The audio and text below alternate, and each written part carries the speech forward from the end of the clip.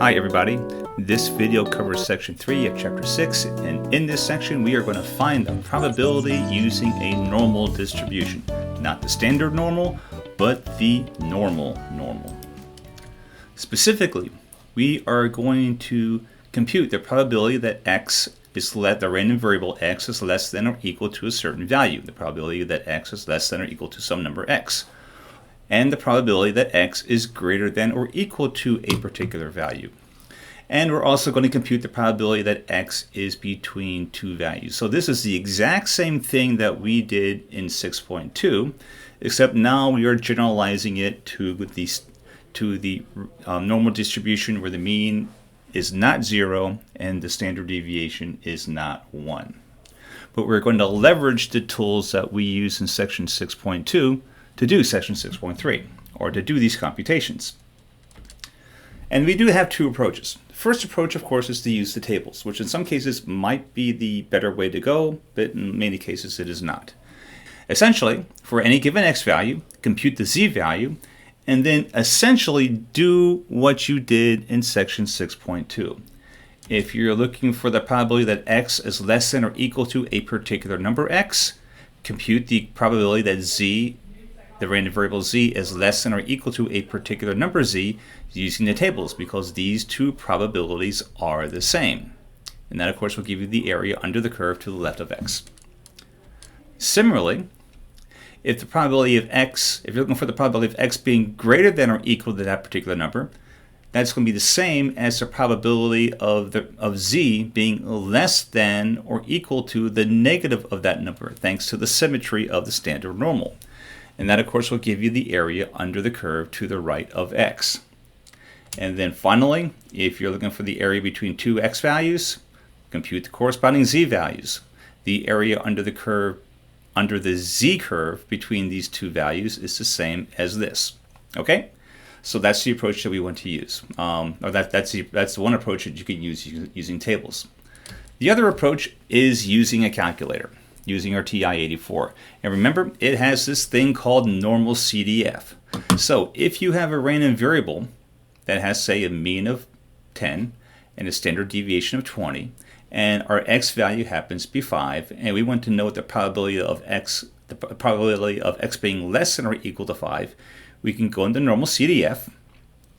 We can set the lower value at negative 1e99, or if you would like, you could also do negative 10 hat 99, or actually to specifically show you, you could do 10, hang on a second, negative 10 hat 99, and we'll go through this in a couple of examples. The mean is no longer 0, it is 10, the standard deviation is 20, paste, and this will be your answer. Notice that these are the 4 decimal places. My 5th decimal place is 5 or higher, so our answer will actually be 0.4013. Okay, next, what about the case where x is greater than or equal to 5? Well, in that particular case, back in the normal CDF, but now the lower limit is 5, the upper limit is 10 to the 99th, or you could write that as 1 second, comma, for the e there, 99. It gives you the exact same thing. Mean is 10, standard deviation is 20, paste it in there, and this right here is our answer. 0.5987. Notice that the 5th decimal place is a 0. We do not need to round up. That'll just simply be 0.5987. And then finally, if it is between two values, this is wrong. This should be for probability of x. That's wrong too.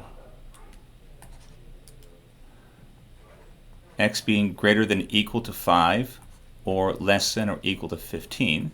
Once again, we will use normal CDF. Lower limit is 5, upper limit is 15, mean is 10, variance standard deviation is 20. Paste that in there, and we get 0.1947. The fifth decimal place is less than 5, so we don't need to round up, although you might want to include the 1 there. 74, and I also think I said that wrong. 0.1974, 0.1974. And that brings us to some examples. And here's example 1. It's called corporate income. Suppose the mean income of firms in the industry for a year is $100 million. That would be mu. The standard deviation is $3 million. That is sigma. If the incomes for the industry are distributed normally, what is the probability that a randomly selected firm will earn less than $102 million? So we're looking for the probability that X is less than or equal to 102. That is going to be equal to the probability that Z is less than or equal to 2/3 or 0.066666, basically just a running 6. Maybe we'll just round off to a 7th. But notice that our tables only go down to 2 decimal places, so this will be approximately equal to the probability that Z is less than or equal to 0.67. And that will produce some interesting consequences when we are doing a table lookup. Okay, and once again, what we're saying here is that the probability that the area under this curve is equal to the area under this curve, where this is the standard normal curve, and this is the normally distributed curve. And if we did our table lookup, we would find that the probability of X being less or equal to 102 is going to be 0.7486. The next approach is to use our calculator. And I know I have that there, but we just bear with me for a second. I'm going to do it for real up here. Now to do this, we will do second vars, second normal CDF number 2. My lower limit is -1 times 10 to the 99th. My upper limit is going to be 102. Mean is 100. Standard deviation is 3. And when I paste this, I get 0.74750, which is essentially 0.7475. Notice that we have a difference. And also notice that this is larger than that. And that has to do with the rounding. The actual number should be 0.66, as many 6s as you can produce, within the last digit being 7. And this is actually higher than that, which also gives you a little higher in area. So even though this, Hawks would take this and this as a correct answer, this one is more correct because there was more precision in the computation. And that brings us to example 2. So we have a soft drink machine that produces a mean of 28 ounces per cup. Okay, so normal distribution, mean. The machine's output is normally distributed, say that 3 times fast, with a standard deviation of 2. Mean of 28, standard deviation of 2. What is the probability of overfilling a 31-ounce cup? That is the probability of X being greater than or equal to 31. That's going to be equal to the probability that Z is less than or equal to -1.5. Remember, we are looking to the right of the curve. That's going to be equal to the left of the area under the curve to the left of the negative corresponding Z value. Once again, this is the area that we're looking for. This has the same area. This can be looked up. Okay, so if you do the table lookup, this is what you're going to get. You're going to get 0.0668. Using your calculator, let me move this over here real quick. Well, once again, go ahead into normal CDF. We want our lower limit to be 31. Our upper limit is actually going to be 10 to the 99th. And once again, you can do 1e99, or you can do 10, power symbol, 99. Mean is 28. Paste it in, hit enter, and notice that we actually get the exact same answer, 0.0668, and of course, and our fifth decimal place is a 0, so we don't need to round up. And of course, there's the stuff that we just did before, and there is our answer. Okay, and this brings us to our last example. Where's the beef? The weight of steers in their herd is distributed normally. The variance is 90,000 pounds squared, and the steer weight is 800 pounds. Find the probability that the weight of the random selected steer is between 1040 and 1460 pounds. Now notice here that they did not give us a standard deviation value. They gave us a variance value. The variance is 90,000. We cannot, well, you don't want to use this because this is not a standard deviation. The standard deviation, sigma, is the square root of that, which will be 300. So we are looking for that a normal distribution, a random variable with the normal distribution with the mean of 800 and the standard deviation of 300.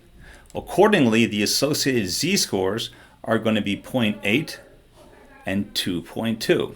1040 has a z-score of 0.8, 1460 has a z-score of 2.2. So this is the area, and notice the area under this curve and the area under the corresponding z-scores is exactly the same. So if you wanted to compute, so the probability of x being greater than 1040 and less than 1460 is the same as the probability of z being greater than 0.8 and less than 0.22. And how do you compute that? Well, it's going to be equal to the probability of z being less than or equal to 2.2 minus the probability of z being less than or equal to 0.8. 0.9861, 0.7881. There you go. Using your calculator is relatively straightforward. Go into normal CDF. Here's your lower limit, 1400. Here's your upper limit, 1460. Mean 800, standard deviation 300. And when you compute all that, you get 1.19795. This is my fifth decimal point.